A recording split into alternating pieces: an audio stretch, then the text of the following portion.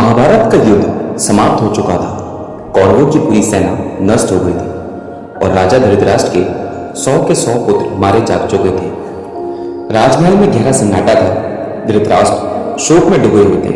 एक दिन वे दुखी मन से भगवान कृष्ण के पास गए और बोले, भगवान, मुझे अपने पिछले 100 जन्मों की बातें याद है, लेकिन उन 100 जन्मों से मैंने ऐसा कोई पाप नहीं किया जिसका फल मुझे अपने जीते जी 100 पुत्रों की मृत्यु के रूप में मिले।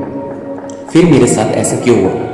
श्री कृष्ण शांत भाव से उनकी बातें सुनते रहे, फिर मुस्कुराकर बोले, धृतराष्ट्र, तुम्हें अपने 100 जन्म याद है, लेकिन उससे भी पहले का एक जन्म तुम भूल गए हो। ये कहकर श्री कृष्ण ने अपनी योग शक्ति से उन्हें एक पुराना दृश्य दिखाया।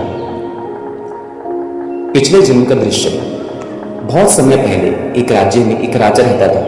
राजा स्वभाव से बुरा नहीं था, लेकिन उसे स्वादिष्ट भोजन का बहुत शौक था। राजमहल में एक रसोइया काम करता था जो चोरी छुपे मांसाहार बनाता था। राजा के बगीचे में एक हंस और हंसनी का जोड़ा रहता था। एक दिन हंसनी ने 100 अंडे दिए और कुछ समय बाद उनसे 100 छोटे छोटे बच्चे निकल आए। एक दिन रसोइया उनमें से एक बच्चे को पकड़कर ले गया। उसने उसे पकाकर राजा को खिला दिया। राजा को वह भोजन बहुत स्वादिष्ट लगा। उन्होंने खुश होकर रसोइया की प्रशंसा की और उसे इनाम दिया। रसोइया लालच में आ गया। उसने सोचा, अगर राजा को यह इतना पसंद है तो मैं रोज एक बच्चा पकाकर खिलाऊंगा। और फिर 100 दिनों तक वे हर दिन एक एक करके हंस के बच्चे को मारकर राजा को खिलाता रहा।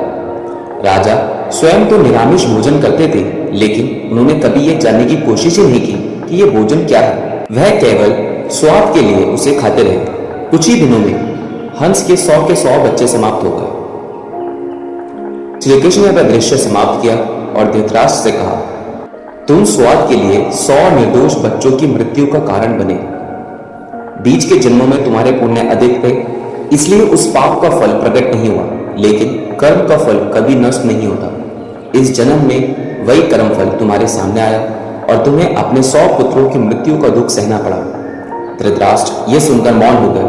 उन्हें समझ आ गया कि संसार में कर्म का नियम अटल है। इस कहानी से हमें गहरी सीख मिलती है। मनुष्य जो भी कर्म करता है उसका फल उसे कभी ना कभी अवश्य मिलता है। इसलिए जीवन में हमेशा ऐसे कर्म करना चाहिए जिनसे किसी भी जीव को दुख ना पहुंचे, क्योंकि कर्म का न्याय कभी भी गलत नहीं होता।